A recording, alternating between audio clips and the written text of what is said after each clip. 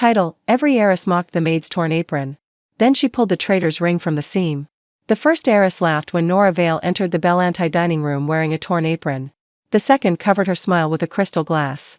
By the time the third called the rip an honest advertisement for cheap help, every guest at the long table was watching. Nora kept walking. Roman Belanti sat at the head of the table in a black three-piece suit, his signet ring resting beside an untouched plate. 2 disciplined bodyguards stood behind him, and the 4 women invited as possible alliance brides glittered beneath the chandeliers. The head steward caught Nora's arm.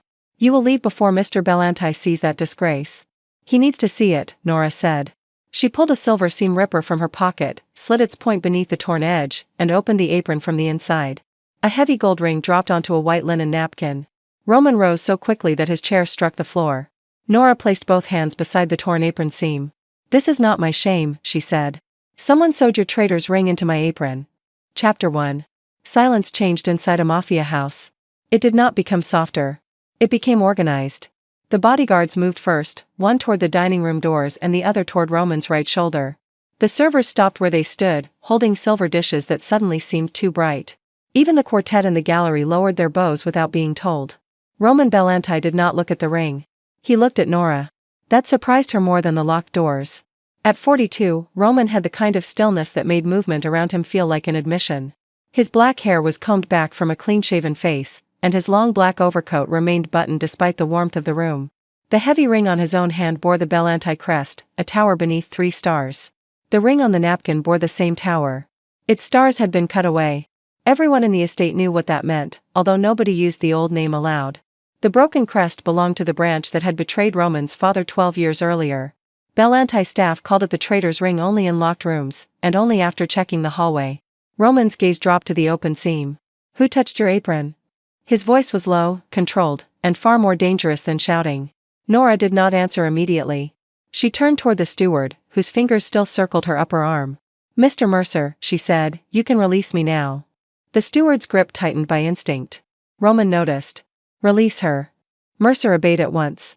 Nora rubbed the fabric over her sleeve, not because he had hurt her, but because she wanted the room to understand that she had felt the grip. Then she met Roman's eyes. "Everyone who passed through the main laundry could have touched it," she said. "That is nearly 60 people during a formal dinner." One of the heiresses gave a small, disbelieving laugh.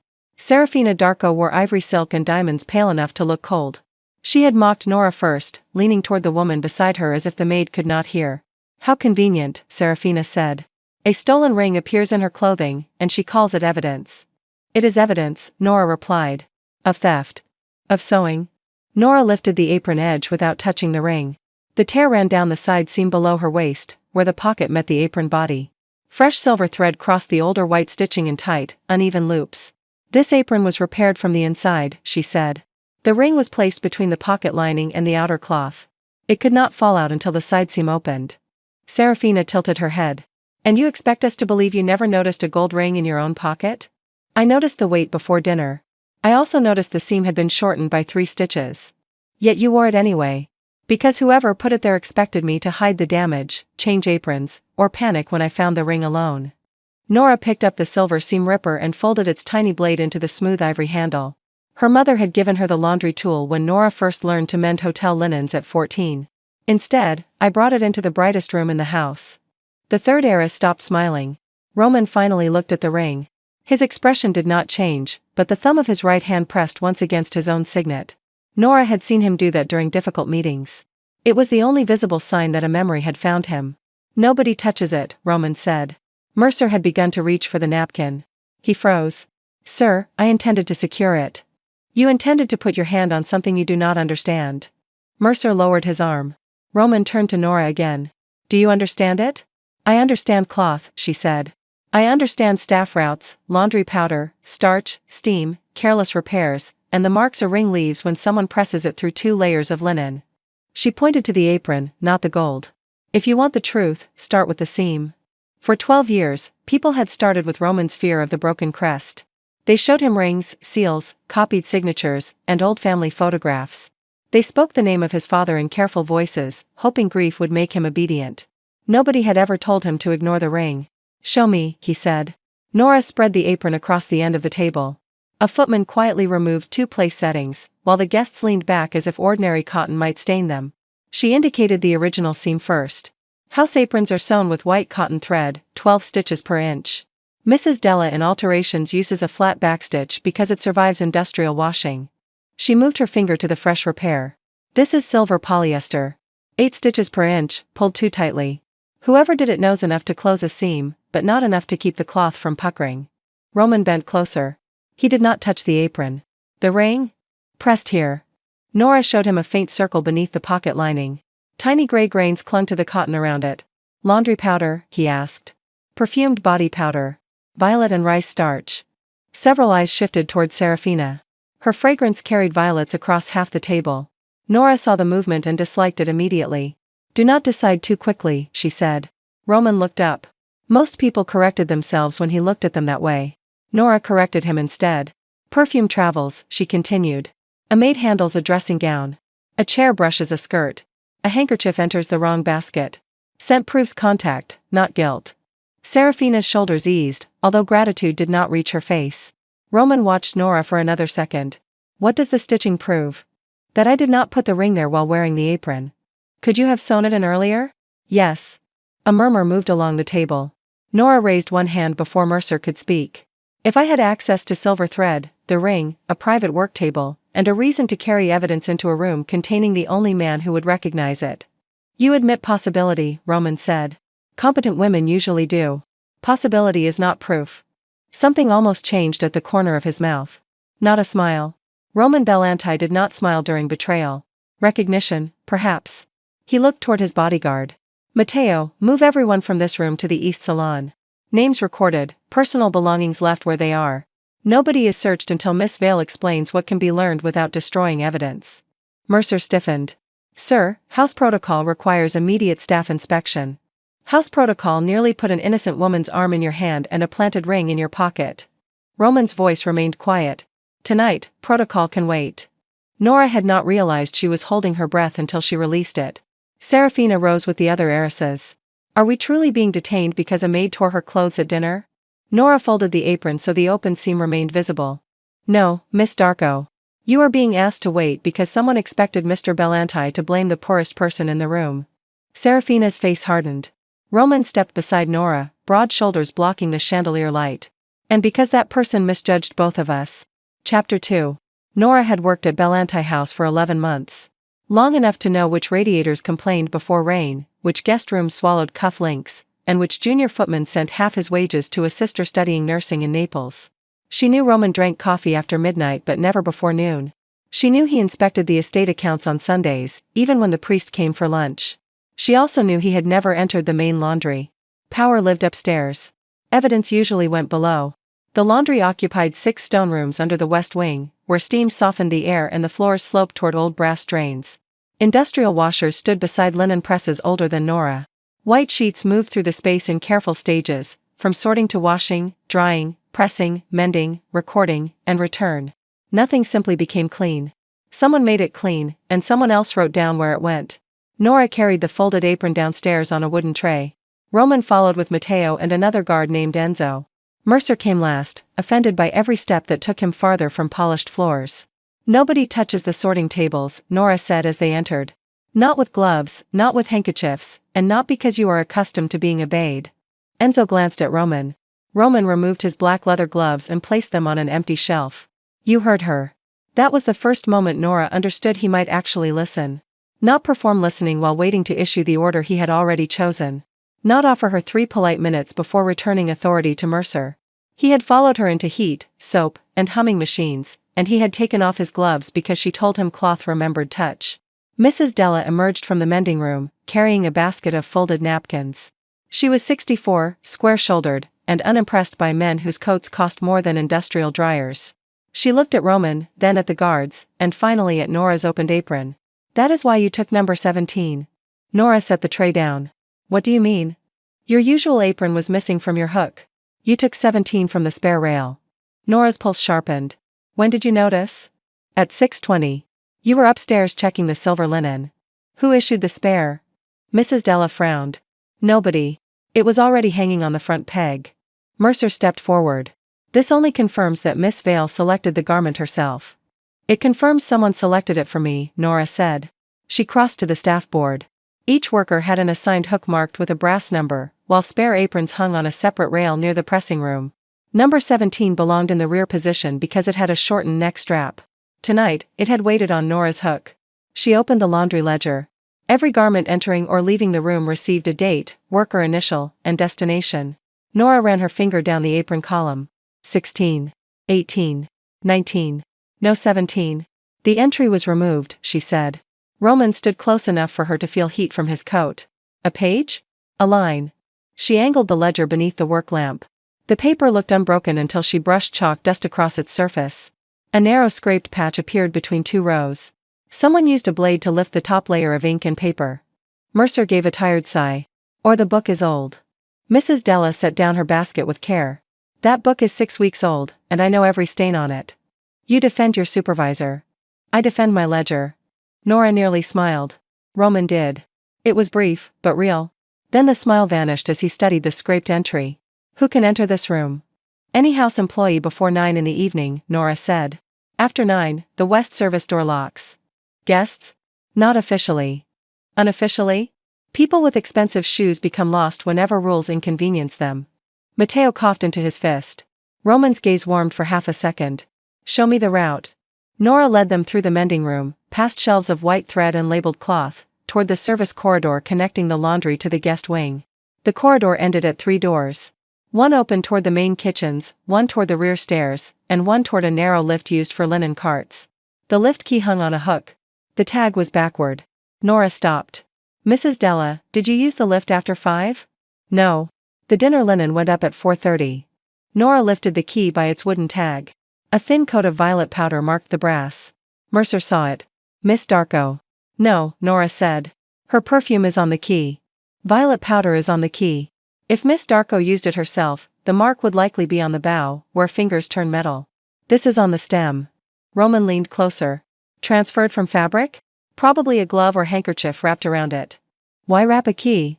To avoid leaving skin oil, or because the person believed servants notice fingerprints more than powder. Nora met his eyes. They do not know what servants notice. Roman took that in without flinching. Mercer did. For years, the estate had treated house staff as part of the walls. Quiet, polished, and replaceable. Whoever planted the ring had made the same mistake. They believed a maid saw only stains, a laundress understood only soap, and a seam existed merely to hold cheap fabric together. Nora saw systems. She saw which sleeve had brushed fresh paint, which guest changed shirts twice during dinner, which napkin carried lipstick from a woman who claimed she had not eaten, and which man sent trousers downstairs with garden soil at midnight. People handed their secrets to laundry workers every day. They simply called those secrets stains. Nora opened the lift and examined its floor. A single white thread lay beside the rear rail. She crouched, using folded paper to lift it. Not house cotton, she said. Silver? Roman asked. Yes. Mrs. Della returned to the mending room and opened the thread cabinet. Every spool stood in its assigned slot. The silver polyester compartment was empty. When was it last used? Roman asked. Mrs. Della looked at Nora. Nora already knew. 3 weeks ago, she said. The west guest rooms received new silk curtains. Silver thread was ordered for hidden header loops. How much remained? Nearly a full spool. Mercer folded his hands behind his back. Then any laundry worker could have taken it. Yes, Nora said. His expression brightened at the admission. Including you. Including me. Also you, since your master key opens the supply room. Mrs. Della made a small sound of approval.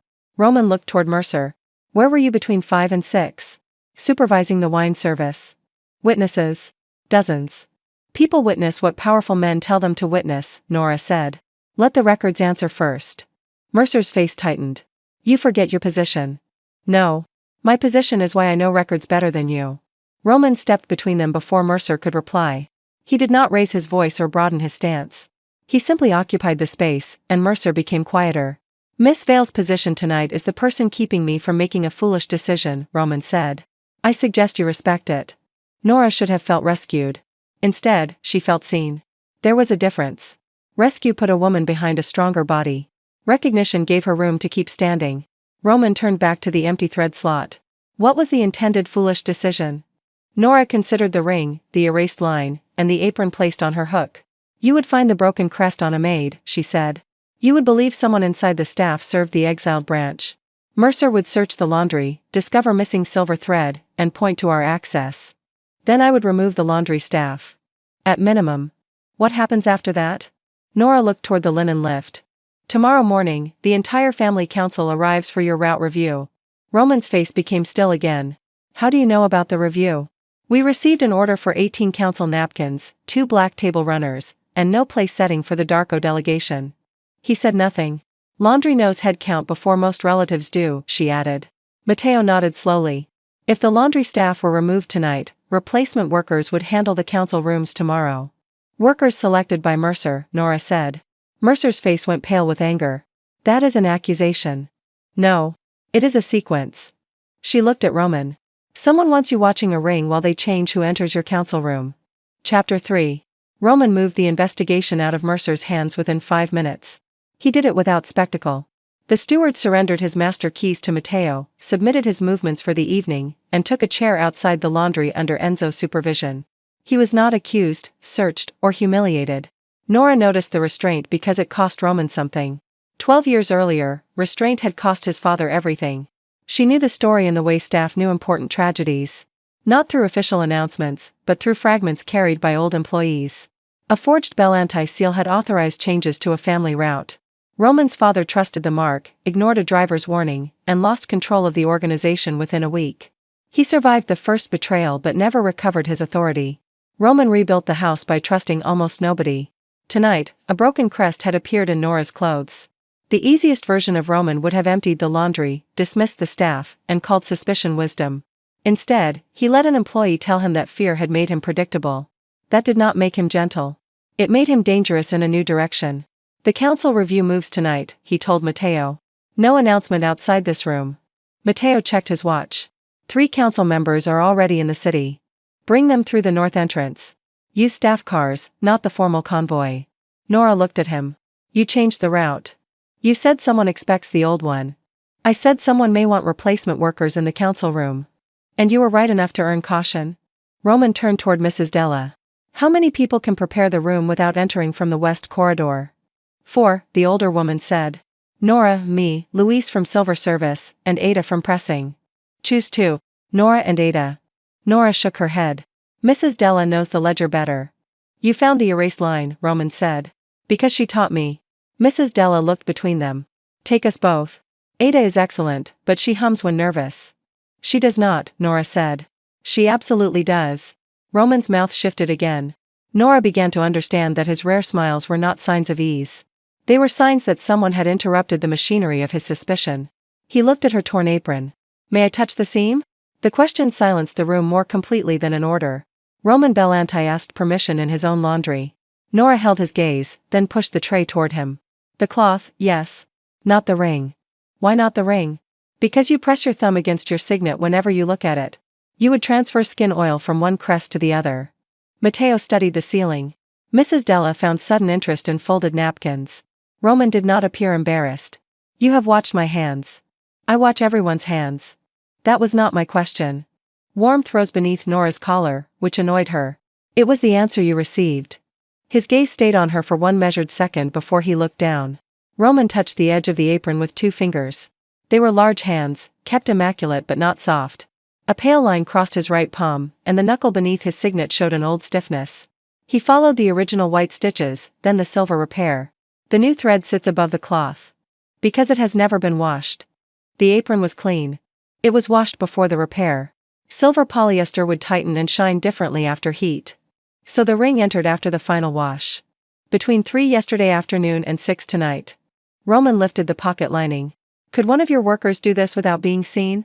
Yes, but they would know better than to use silver thread. It flashes under work lamps, and Mrs. Della counts supply. An outsider? Or someone directing an outsider? Nora picked up the traitor's ring with linen tongs and turned it beneath the lamp. Black residue filled the damaged crest. Wax, Roman said. Maybe. She held it near her nose, careful not to touch it. Cedar, smoke, and something sweet. Sealing wax from the old council room. How old? My father used black cedar wax. I stopped using it after he died. Then either this ring sat inside an old seal box, or someone wants you to think it did. Roman's eyes darkened. You keep removing certainty. Certainty is expensive. You should demand receipts. Mrs. Della laughed before turning it into a cough. Roman looked at Nora with open interest now. Not amusement alone. Not gratitude. Interest from a man accustomed to rooms that offered him only obedience, fear, or seduction. Nora offered none of those. She offered thread counts and inconvenient possibilities. For the first time that evening, the ring between them seemed less charged than the silence. Matteo's phone vibrated. He read the message. The East Salon is secure. One guest reports a missing glove. Who?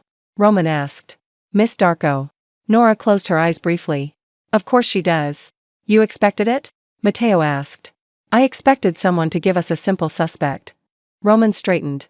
Bring the glove here. She says she cannot find it. Then bring Miss Darko. Serafina entered the laundry 12 minutes later with the offended posture of a queen visiting a kitchen. She had removed her ivory dinner jacket, revealing a sleeveless silk dress and bare hands. One hand carried a single white glove. This is absurd, she said. I came here as a guest. You came here as a proposed alliance, Roman replied. Those are not the same thing. Her eyes moved to Nora. And now a maid decides which alliances survive. No, Nora said. Fabric does. She held out the tongs. May I see your glove? Serafina looked at Roman. He waited. With visible reluctance, she placed the glove on the tray. Violet powder marked its inner wrist. The fingertips were clean, while a thin gray line crossed the palm. Nora turned it beneath the lamp. This glove did not wrap the lift key. Serafina blinked. Mercer leaned forward from his chair outside. The powder matches. The placement does not. A wrapped key would leave pressure marks across the fingers. Nora pointed to the gray line. This came from a silver dinner chair. Miss Darko rested her hand on the carved back while standing. Serafina looked down the corridor, remembering. Before dinner.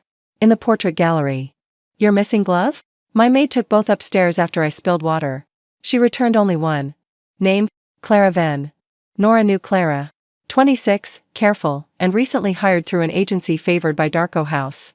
Clara never left pins loose, never mixed silk with linen, and never used violet powder because it made her sneeze.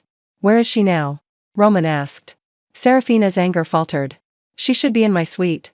Matteo called the guard stationed upstairs. No Clara. Her uniform remained folded on the bed. Her shoes stood beneath a chair. The service exit camera showed a woman in a gray coat leaving at 6:10, face turned away.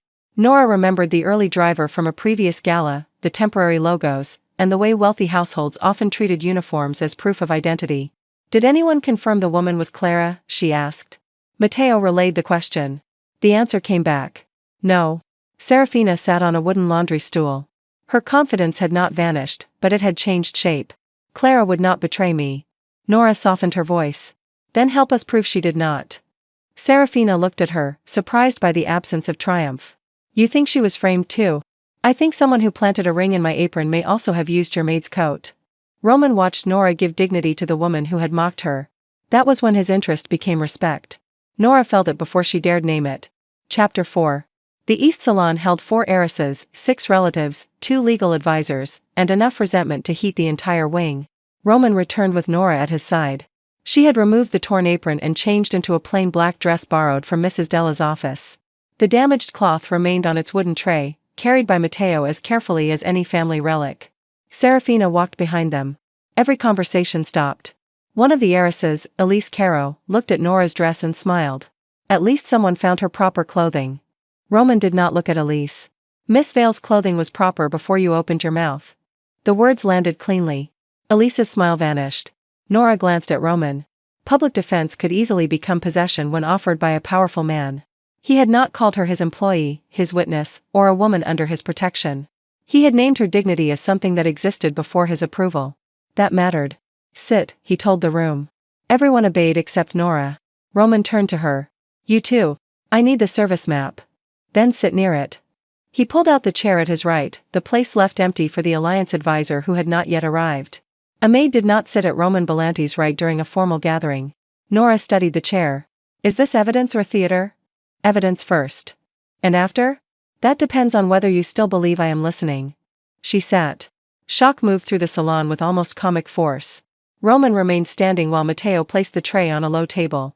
Then Roman addressed the guests. A broken Belanti crest was sewn inside Miss Vale's apron between yesterday afternoon and this evening.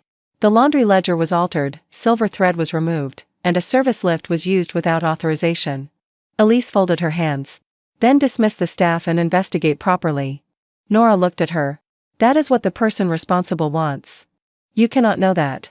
The family council meets tomorrow, and replacement workers would gain access to the council rooms. A legal advisor frowned. How does a laundry supervisor know about the council? Because powerful men use napkins, Nora said. Serafina laughed once, unexpected and genuine. Roman looked almost pleased. The legal advisor was not. This is not amusing. No, Nora agreed. It is ordinary. That is why nobody notices it. Matteo spread a service map across the table. The West Linen lift connected the laundry to the guest corridor, dining level, and council floor. Access to the highest stop required a second key held by Mercer. Mercer had surrendered that key. It was not the original. The replacement key had clean teeth and no brass were near the bow. Someone had exchanged it within the last month. Mercer claims ignorance, Roman said. Do you believe him? Serafina asked. I believe ignorance and innocence are different. Nora looked at the map. The copied key matters less than the cart. Roman leaned over her shoulder. Explain. A stranger walking into the council room is noticed. A linen cart is not. She traced the route from the west lift to the council corridor. If replacement staff entered tomorrow, one cart could carry new table linen, water, records, or anything that looks like house service. Records, the legal advisor repeated. Nora nodded. The invitation requested 2 black table runners. Our council runners have shallow document pockets beneath the center fold. Roman's gaze sharpened. Why? Your father ordered them that way, according to Mrs. Della. He disliked folders on the table during formal votes. Roman looked toward Matteo. The route agreements are placed beneath the black runner before council begins. Then the plan is not entering the room, Nora said. It is controlling who unfolds the linen. The door opened. Mrs. Della entered with 2 staff members carrying a rolled black table runner. We found this on the pressing rack, she said. It was marked for tomorrow. Nora stood. She knew the runner before touching it. Bellante council linen used dense Italian damask with a stitched tower at each end. This roll was the correct length, color, and weight. The fold was wrong. Who pressed this? Mrs. Della's mouth tightened. Nobody on my shift. Nora unrolled it across the center table. One end bore a perfect tower. The other bore 3 stars. An unbroken Bellante crest. Guests gathered closer. That is the proper symbol, Elise said. Not on council linen, Roman replied. His voice had changed. The family crest used publicly showed the tower and stars. Inside council chambers, the table linen carried only the tower. His father had removed the stars after the betrayal, turning absence into a private warning. The false runner looked more official than the real one. That was its purpose. Nora opened the hidden document pocket. Inside waited a blank route agreement and a sheet of transfer paper. If the genuine agreement had been placed above it and signed, the pressure would copy each signature onto the false page beneath. The mechanism required nothing more than cloth, paper, pressure, and misplaced trust. Someone wants duplicate council signatures, the legal advisor said. For what? Serafina asked. Roman looked at the blank agreement. To approve a new protection route and make it appear unanimous. The room broke into argument. Roman raised one hand. Silence returned. He looked at Nora. You found it because of the fold. Mrs. Della found it because she knows her rack. I knew the fold. You continue dividing credit. That is how staff work survives. His gaze held hers. Not in this house. Then change the house. Nobody spoke to Roman Bellante that way. Nora did, and she did not lower her eyes afterward. Roman looked around the salon, at relatives who had treated servants as furniture and alliance candidates who believed wealth made their laughter harmless. Effective immediately, he said, no staff member is searched, dismissed, or reassigned without Miss Vale or Mrs. Della present. Every service record remains in its current location. Anyone who objects may leave the estate after providing a statement. You give a maid authority over family security? Elise asked. Roman's expression cooled. No. She earned authority over evidence you failed to see. He turned to Nora. What do you need next? The question carried across the room. It was not romantic, yet it struck her more deeply than a compliment. Men had praised her patience, her neat work, and her ability to make difficult guests comfortable. Very few had asked what she needed after accepting that she understood the problem. The original runner, she said. Clara's work schedule. Every delivery made through the west entrance this week. Also the guest room pressing slips. Why pressing slips? Because violet powder travels on clothing, and clothes remember rooms. Roman gave the orders. When everyone began moving, he remained beside her. You were right, he said quietly. About which part? I looked at the ring first. You looked at me first. Then I looked at the ring. Nora's breath caught. Roman glanced toward the salon, where too many eyes waited to interpret every motion. I would like to continue this conversation where nobody is deciding which of us it belongs to. The laundry belongs to Mrs. Della. Then perhaps she will lend us 5 minutes. She charges by the hour. I can afford it. That is exactly the sort of answer she dislikes. This time, his smile stayed long enough for Nora to feel it. Chapter 5. Mrs. Della lent them the mending room for exactly 20 minutes. She announced the limit while pushing Matteo into the corridor, then shut the glass door with enough force to make her opinion clear. Roman could command an estate, but Mrs. Della commanded the laundry clock. The room held 2 work tables, shelves of folded cloth, and a row of old wooden drawers labeled by thread weight. Steam clouded the upper panes. Rain ticked against the narrow basement windows, soft enough to sound distant from the trouble upstairs. Nora placed the torn apron beneath a green work lamp. Roman removed his overcoat and folded it across a chair. Without its severe black length, he looked less like a monument and more like a man who had forgotten dinner. His waistcoat fit close across his chest, and his sleeves revealed the strength of someone who used discipline as armor. You wanted to continue a conversation, Nora said. I wanted to understand why you told me to start with the seam. That is not the same conversation. No. He stood across the table from her. The other conversation was about why I looked at you first. Nora threaded a needle she did not need. You had better evidence to examine. I had a woman standing in front of 13 people who considered her humiliation entertainment. That happens more often than gold rings fall from aprons. It should not happen here. It happens in every house where the people upstairs believe clean floors occur naturally. Roman accepted the correction.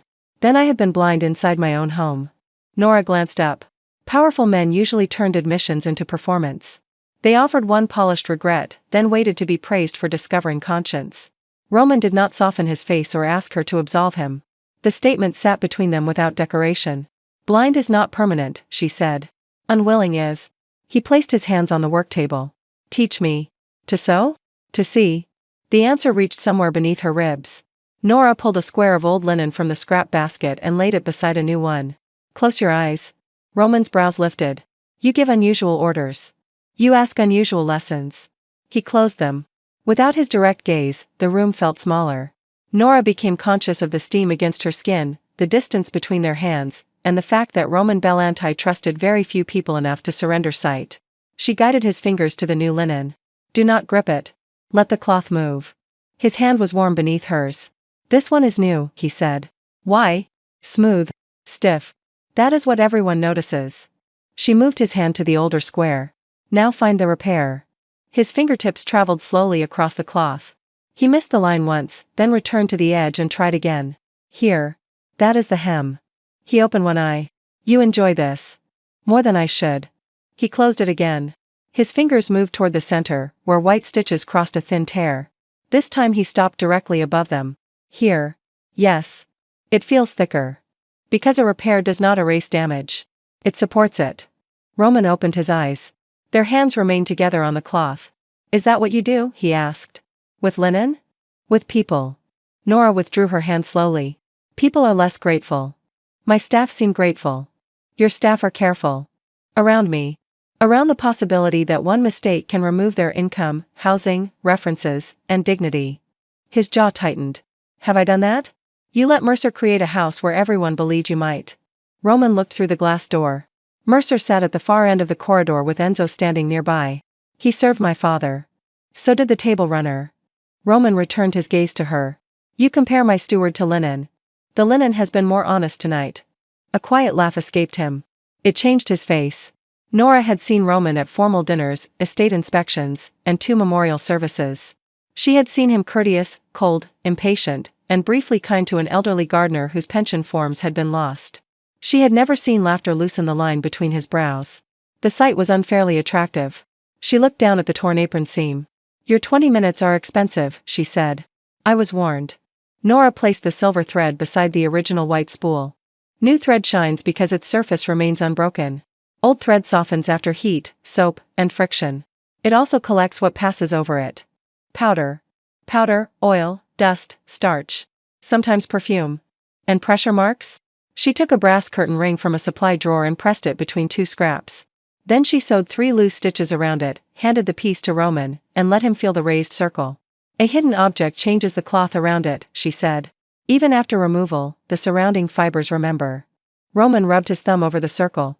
My father believed the crest proved the order was real. Nora waited. He looked at the scrap rather than her. The forged ring belonged to his cousin. They had shared a schoolroom, a first business, and every family holiday for 30 years. When the route order arrived, my father checked the seal but not the driver who carried it. Because the symbol felt like family. Because he wanted it to.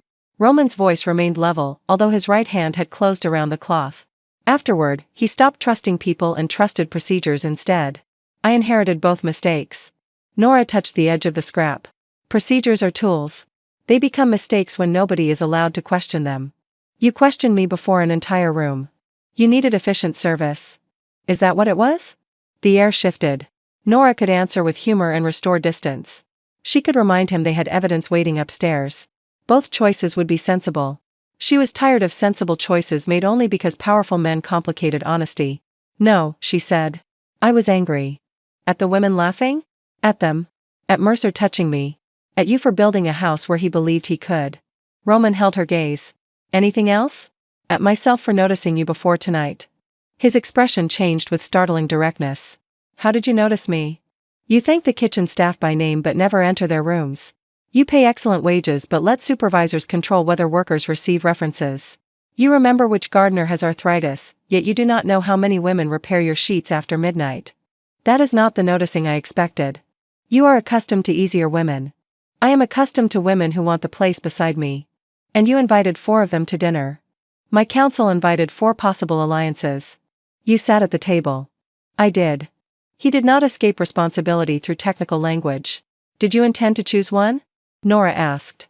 Before tonight, I intended to choose the arrangement least likely to damage the family. Romantic. I had stopped believing romance belonged in important decisions. That sounds convenient. It was lonely. The simple admission quieted her. Roman stepped around the work table, stopping close enough that she could see a tiny scar beside his left eyebrow. I noticed you 3 months ago, he said. Nora's heart beat harder. Where? The West Stairs. Mercer blamed a young server for breaking a crystal bowl. You asked him to examine the felt beneath the display stand. The felt was damp, which meant the roof leak loosened the base. Her name is Tessa. I know now. You said nothing. You had already won. That was not the point. No. The point was that you never looked toward me to make the truth valuable. Roman lifted one hand, then stopped before touching her. May I? Nora followed his gaze to a loose strand of hair resting against her cheek. Yes. He tucked it behind her ear. His fingers barely touched her skin, yet the careful contact felt more intimate than a practiced embrace. Roman Belanti, who could rearrange a room with one sentence, waited for permission to move one strand of hair. I do not want an alliance bride, he said. Tonight is an inconvenient time to discover that. Tonight is the first time inconvenience told me the truth. Nora's pulse climbed into her throat. Respect is not romance, Roman. His name changed the space between them. No, he said. But wanting to hear you say my name again might be. The mending room door opened. Mrs. Della stood there holding her watch. 21 minutes. Roman stepped back. I was told the rate was hourly. The next hour costs double. Nora smiled despite herself. Mrs. Della's expression softened for half a breath, then returned to business. Ada found the original council runner. Where? Nora asked. Inside Mercer's private linen cabinet. Chapter 6. Mercer denied knowing how the runner entered his cabinet. He denied replacing the lift key, removing silver thread, and altering the laundry ledger. He also denied seeing Clara Van Leave in a gray coat, although he had signed the West Service Register at the exact time she passed. His denials were polished. Nora distrusted polished things that should have carried fingerprints. The original runner lay across the mending table. Its tower-only crest was correct, and the hidden document pocket contained no transfer sheet. However, a corner smelled faintly of cedar wax. Roman studied Mercer from the corridor. Why is council linen stored in your cabinet? Someone placed it there. Who holds the key? I do. Who else? You, sir. Roman's face did not move. Mercer realized the mistake too late. Are you suggesting I put it there? Roman asked. Of course not. Then your key was copied, borrowed, or surrendered. I have never surrendered a house key. Nora looked at his jacket. Mercer had changed clothes. At dinner, he wore a black tailcoat with satin lapels. Now he wore a charcoal day jacket buttoned high over a gray waistcoat. Changing after a formal service was not unusual, especially in a warm dining room. Leaving the first jacket unrecorded was. "Where is your dinner coat?" she asked. Mercer turned toward her. "That is irrelevant. Clothing has been more relevant than testimony all evening. My coat is in my room. Did a laundry worker collect it? No. Then why is there a pressing slip in your pocket?" The corner of a white card showed above his waistcoat. Mercer's hand moved toward it. Mateo reached him first, not with force, but with unmistakable speed. Roman lifted one finger. "Do not touch the card, Mercer." The steward lowered his hand. Nora used tongs to remove the slip. It bore a room number, a time, and 2 initials. "Room 214. 515. EC. Elise Caro," Roman said. Mercer shook his head. "Those initials could belong to anyone." "Not on a guest pressing slip," Nora replied. "Room 214 is Miss Caro's suite." The service requested immediate pressing for a gray riding coat. Collection was authorized by A.V. Adrian Voss, one of Roman's legal advisors. Nora remembered Voss questioning how a laundry supervisor knew about the council. His tone had held more than contempt. It held concern. "Where is Mr. Voss?" she asked. Mateo checked the east salon. Voss was gone. The doors remained guarded. No guest had exited through the main hall, kitchens, or east terrace. That left the service corridors, where an expensive suit attracted less attention when worn with confidence. Roman issued instructions quietly. "Keep the estate entrances observed. Nobody follows him into a closed space alone." Nora heard the care inside the command. He did not send men racing through the house or turn every corridor into panic, so staff remained at their posts while guests stayed in the salon. This was not a house under attack. It was a house learning where betrayal had already walked. Nora examined the pressing slip beneath the green lamp. The ink looked ordinary, but the lower edge carried a faint row of dotted impressions. This was written on top of another form. She shaded the surface with Taylor's chalk. Letters appeared. "North Archive." Roman read them. "The old seal boxes are stored there. Including your father's cedar wax?" "Yes." Mercer looked toward the lift. Mateo saw it. "Mr. Belanti." The steward ran. He reached the lift before Enzo caught the closing door. No one struck him. No one needed to. Mateo blocked the corridor, Enzo held the lift gate, and Roman spoke one word. "Stop." Mercer stopped. For 30 years, obedience had been his profession. Even betrayal could not erase the reflex. Roman approached him. "You served my father. I served this house. Then why run from it?" Mercer's face had lost its formal calm. "Because you placed a maid above me." Nora understood then. Not the whole plan, but its oldest fuel. Mercer did not merely dislike staff authority. He believed order required invisible workers and unquestioned men. Roman's decision to listen to Nora threatened more than Mercer's innocence. It threatened the hierarchy that made his own power feel natural. "Where is Voss?" Roman asked. "I do not know." "Where is your dinner coat?" Mercer said nothing. Nora looked at the lift gate. A dark fiber clung to the brass edge beside the silver thread she had already collected. Black satin. "The coat went through the linen lift," she said. "It caught here." Mrs. Della checked the return racks. "No coat."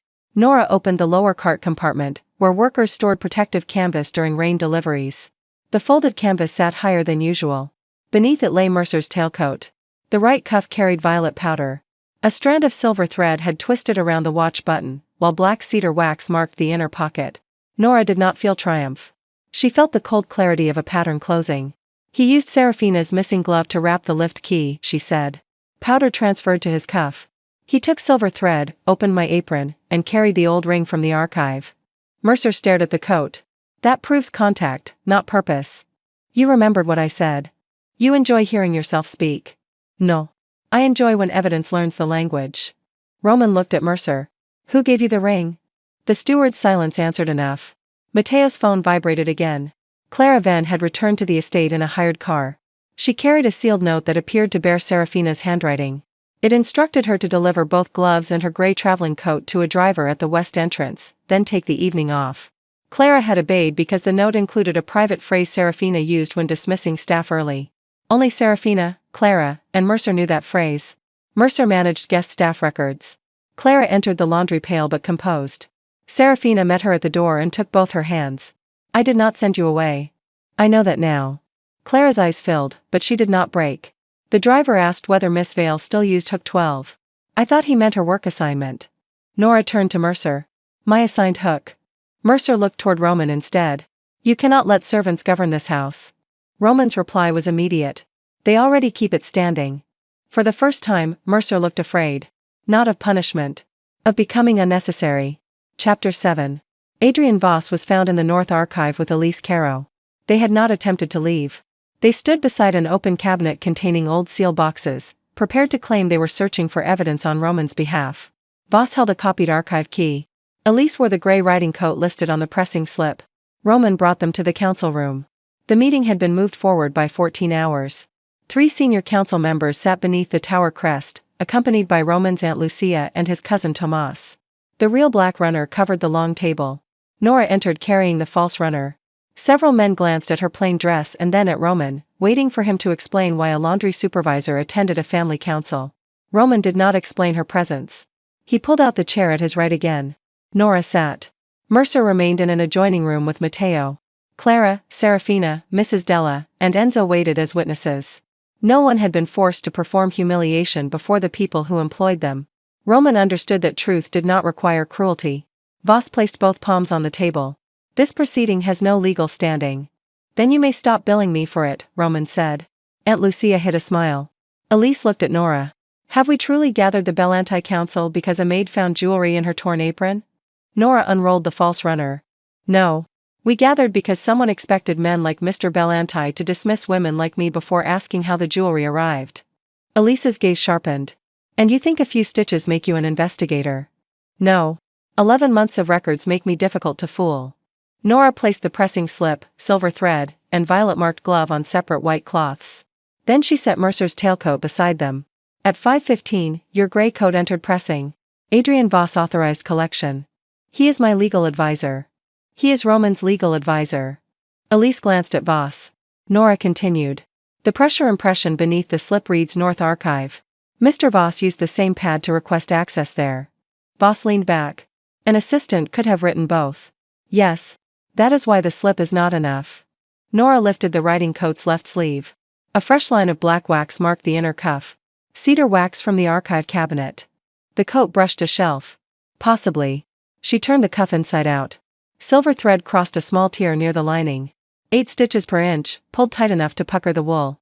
The same repair as Nora's apron. Elise went still. Who repaired this cuff?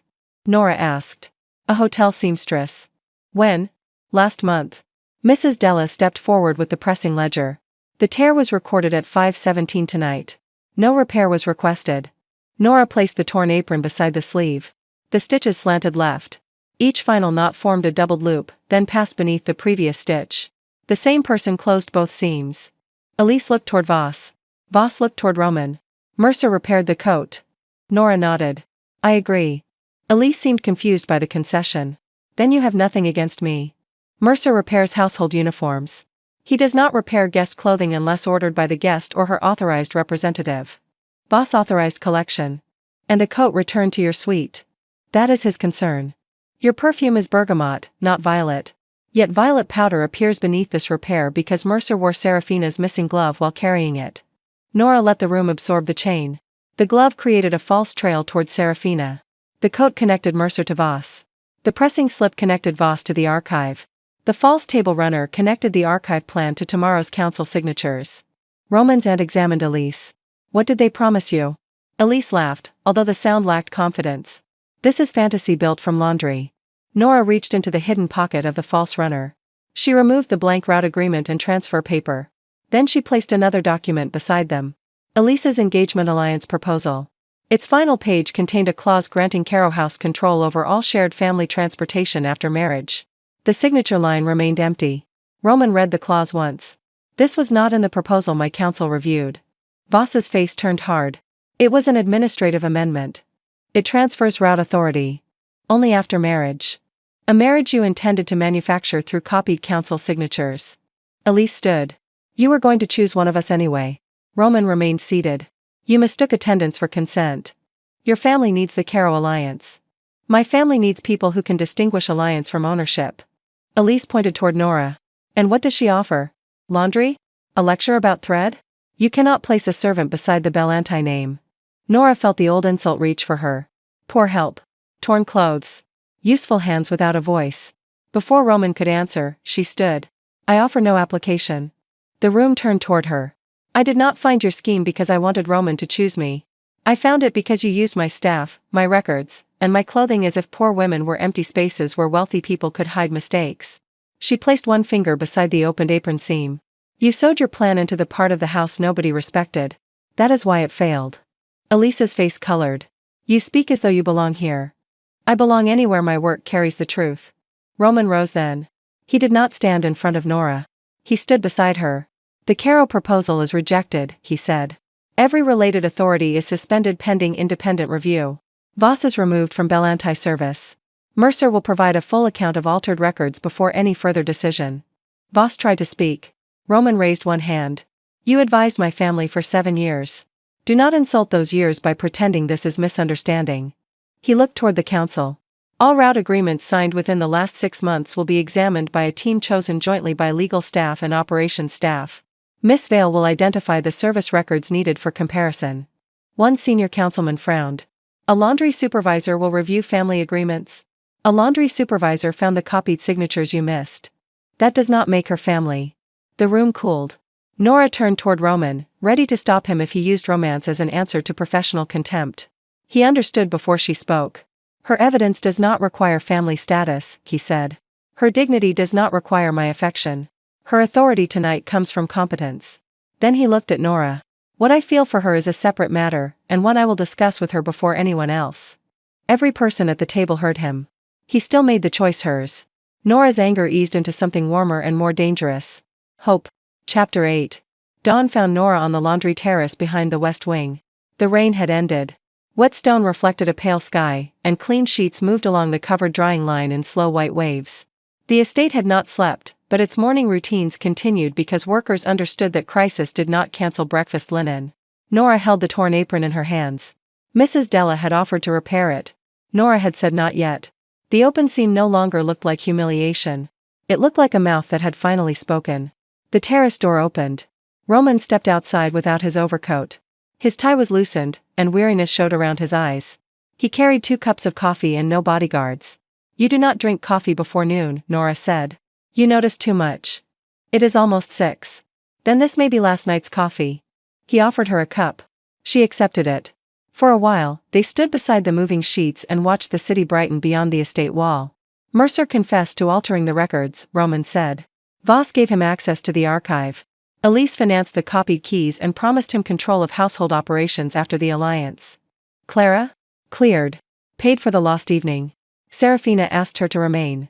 The laundry staff? No dismisos. No searches. Nora took a careful sip. Good. That is all? Would you prefer applause? I would prefer to know whether I have begun changing the house or merely survived one night. Nora turned toward him. That depends on what happens when the evidence is less dramatic. I drafted new rules. Already? I do not sleep well after betrayal. Do you sleep well before it? No. The answer carried no self-pity. Roman handed her a folded page.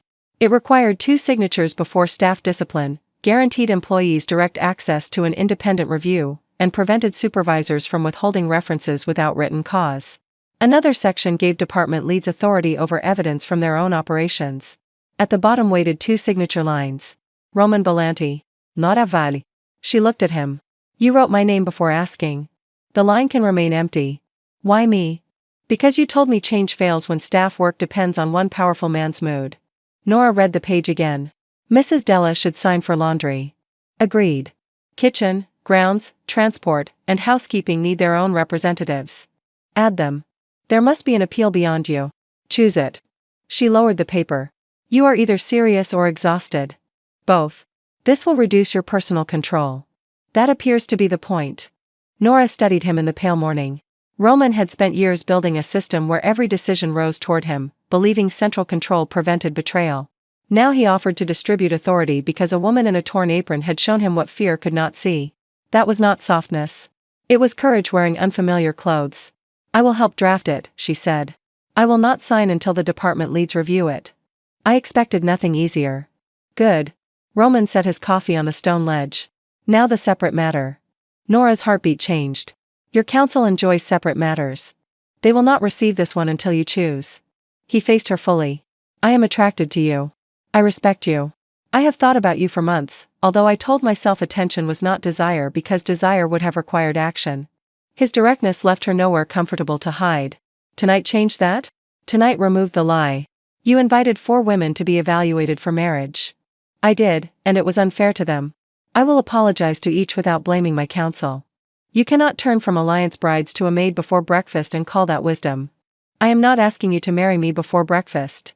Despite herself, Nora smiled. What are you asking? Dinner. Outside this house. No counsel, no staff roles, no hidden bargain. Bodyguards? At a respectful distance. Black cars? 1. That is still excessive. I am a mafia boss, Nora. Some details are structural. She laughed. Roman watched the sound as if it were something he wanted to keep, but not capture. Dinner, she said. 1 dinner. Friday? I work Friday. Saturday? Heiress. Della schedule inventory. Sunday? You inspect estate accounts. Not anymore. Do not rearrange your life before the first meal. Then tell me when. Nora considered him. Wednesday. 8. Somewhere the staff are allowed to sit down. I know a place. Of course you do. He reached toward the apron in her hands, then paused. May I see it? She gave it to him. Roman traced the torn apron seam with one finger, careful around the loose silver stitches. They laughed at this. People laugh when they think shame belongs to someone else. What will you do with it? Repair it. Will the seam show? Yes. Good. Nora looked at him. Why good? Because a repair should not pretend damage never happened. He had remembered her lesson. The warmth in her chest became impossible to dismiss. You learn quickly, she said. I had an exceptional teacher. Flattery before breakfast is suspicious. Then consider it evidence. Roman returned the apron. Their fingers met around the cloth. This time, neither withdrew. May I kiss you? He asked. Nora had imagined powerful men kissing like conquest. She had imagined Roman's certainty, his control, and the force of attention he brought to every room. She had not imagined the question. Yes. He touched her cheek first. The kiss was slow, warm, and restrained by choice rather than hesitation. Roman did not claim her. He met her. When Nora stepped closer and caught his waistcoat in one hand, the careful distance broke into something deeper. His other arm settled around her back. The sheets moved in the morning wind around them, turning the terrace briefly private. When they separated, his forehead rested against hers. Wednesday, he said. Do not be late. I have never been late. You have never dated a laundry supervisor. Then I will arrive early. Chapter 9. The house changed slowly enough to prove the change was real. New rules did not arrive with speeches. They arrived as forms placed beside timesheets, locked boxes for review requests, and department meetings where Roman attended without sitting at the head. Mrs. Della read every line of the staff charter aloud. She removed 7 unnecessary words, added a protection against retaliatory scheduling, and made Roman rewrite the section on supervisor discretion. Discretion is where cowards hide favoritism, she told him. Roman rewrote it. Nora watched from the end of the laundry table, trying not to enjoy the sight too obviously. Mercer provided records connecting Voss to 3 earlier route amendments. None had produced immediate harm, which was why the pattern remained invisible. Small changes had shifted contracts, preferred drivers, and guest access toward Caro interests. The council reversed them. Elisa's family issued a public denial, then a private settlement. Roman refused every clause that blamed junior staff. Clara received a formal letter clearing her name, signed by Roman and Serafina together. Serafina stayed at the estate for 2 days. Before leaving, she found Nora in the pressing room. I owe you an apology, she said. Nora continued aligning napkins. For the apron or the theft accusation? Both. Those require different apologies. Serafina took a breath. I mocked your clothes because I wanted the room to understand I belonged above you. Then I accused you because admitting you were right made that hierarchy look foolish. Nora looked up. It was a better apology than she expected. And the theft? I believed guilt followed poverty more naturally than wealth. Does it? No. Will you remember that when no mafia boss is watching? Serafina's face flushed. I will try. Trying is private. Behavior is evidence. Serafina nodded.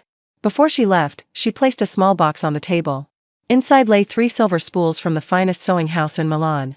Nora closed the lid. I cannot accept these. Why? Because you think expensive thread repairs cheap behavior. Serafina stared at her, then laughed quietly. I deserve that. You did. What should I do with them? Give them to Clara. Ask what she wants to make. Serafina took the box. You are difficult. Roman says something similar.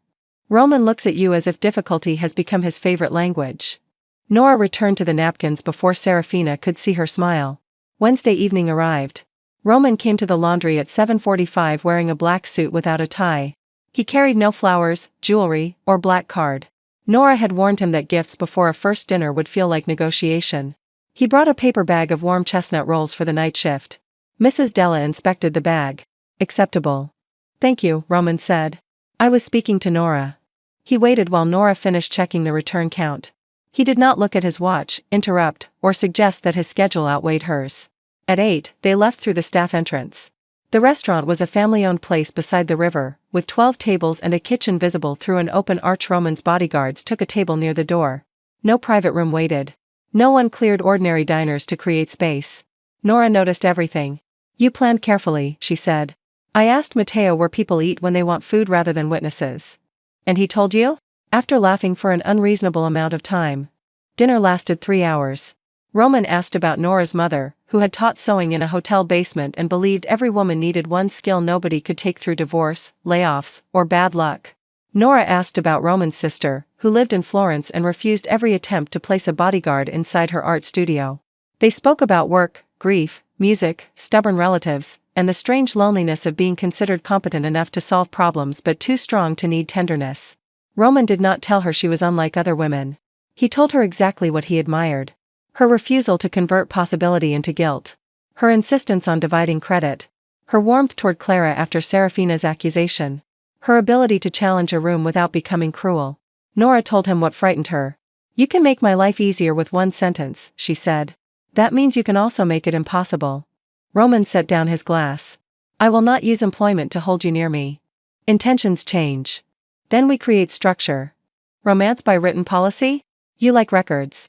She smiled, but he remained serious. If this continues, your department reports to Mrs. Della, not me. Compensation reviews go through the staff committee. If we disagree personally, nothing changes professionally without independent approval. You considered this before dinner. Since dawn. Nora reached across the table. That is either romantic or alarming. He turned his hand beneath hers. Which? Ask me after the second dinner. There will be a second? Do not look so surprised. I am practicing uncertainty. It suits you. He brought her hand to his lips, then waited until she nodded before kissing her knuckles. The gesture was old-fashioned, but the permission made it new. Chapter 10. 6 weeks later, the Belanti Council met beneath a different table runner. Mrs. Della had supervised its making. The tower crest remained at each end, while the hidden document pockets were removed entirely. Agreements now arrived in numbered folders carried by 2 people from different departments. One carried legal records. The other carried service records. Nora entered the council room wearing a new black dress and her repaired white apron. The torn apron seam remained visible. She had closed it with white cotton, except for one short line of silver thread marking where the ring had rested. The silver was not decorative. It allowed anyone examining the garment to distinguish the repair from the original construction. Evidence, not ornament. Roman noticed it immediately. He sat at the head of the table, clean-shaven and formidable in a black 3-piece suit. His bodyguards remained outside the closed doors. The signet ring on his right hand caught the morning light. He no longer pressed his thumb against it when uncertain. Nora took the chair assigned to household operations. Not the chair beside him. That distinction mattered to both of them. Their private relationship had become known without announcement. Staff noticed Roman appearing near the laundry at reasonable hours, Nora leaving through the front entrance on Wednesdays, and the fact that Mrs. Della now kept chestnut rolls beside her tea. Nobody received permission to treat Nora as a future lady of the house. She remained Nora Vale, department lead, charter co-author, and the woman Roman courted with patience. The council reviewed every altered route agreement. Nora explained how pressure marks on table linen matched copied signatures, while Mrs. Della documented dates when runners left normal storage. The legal team connected those dates to Voss's amendments. 3 hours later, the council voted to void the remaining changes. Roman signed last. Before his pen touched paper, he examined the page beneath it. Nora saw him check. He looked across the table. Receipts, he said. Several council members appeared confused. Nora understood. Certainty was expensive. He had learned to demand receipts. After the meeting, Aunt Lucia invited Nora to stay for lunch. The invitation was genuine, but Nora declined because the laundry had received new winter blankets requiring inventory. Roman walked her to the corridor. You know you may accept family invitations. I know. You also know blankets will survive 1 hour. Mrs. Della will not. Fair. He stopped beside the portrait gallery, where afternoon light crossed the floor. Lucia likes you. Lucia likes anyone who makes council meetings shorter. She asked whether I intend to marry you. Nora folded her arms. What did you say? That I intend to deserve a 3rd month of dinners before frightening you with jewelry. Good answer. Was it? Mostly. Which part failed? You assumed jewelry would frighten me. Roman's eyes warmed. The traitor's ring set an unfortunate precedent. It was not the ring. It was the person using it. Then someday, when I ask, you will judge the hand before the gold. The promise in his voice moved through her. Nora stepped closer. Someday is allowed. Roman touched the repaired side seam of her apron. You kept the silver thread. Only enough to show where the evidence was. And where they mocked you. That part does not need preserving. No? Their laughter was never important. What I did next was. He smiled. That may be the most Nora Vale sentence ever spoken. You have known me 6 weeks. I noticed you before that. So you keep saying. You still doubt me. I require evidence. Roman glanced down the empty corridor, then back at her. May I provide some? What kind? He kissed her. Not carefully this time. The kiss carried 6 weeks of dinners, arguments, shared documents, and pauses in laundry doorways. Nora wrapped one arm around his neck, while his hand settled at her waist without crushing the apron seam. When they separated, Roman looked less controlled and more alive. Supporting evidence, Nora said. Not conclusive? Further review required. Wednesday, 8. I will be early. Epilogue. By winter, Belanti House had become known for 2 unusual things. The first was its staff charter, which other old families called unnecessary until their own employees began asking why they had none. Roman sent copies freely. He removed the Belanti name from the cover because Nora argued dignity should not become advertising. The second was the white apron framed inside the laundry office. Nora had resisted the frame. It is work clothing, she told Mrs. Della. It is retired work clothing, Mrs. Della replied. The pocket hangs crooked. I can repair the pocket. You can also stop arguing with an older woman. Nora could not. She lost anyway. The apron hung behind plain glass, opened slightly at the side so the torn apron seam remained visible. Beneath it sat no golden plaque and no grand family motto. Mrs. Della allowed only a small handwritten card. Look at the stitches first. New employees heard the story during orientation.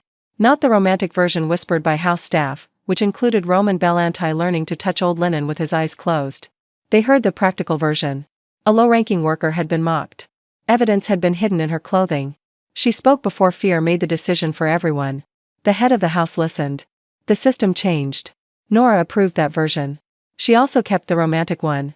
Roman proposed 11 months after the traitor's ring fell onto the napkin. He did not choose a ballroom, family council, or public dinner. He asked in the mending room after closing, beneath the same green work lamp where Nora had taught him the difference between old cloth and new. The laundry was quiet. Mrs. Della had taken everyone upstairs for suspiciously unnecessary cake.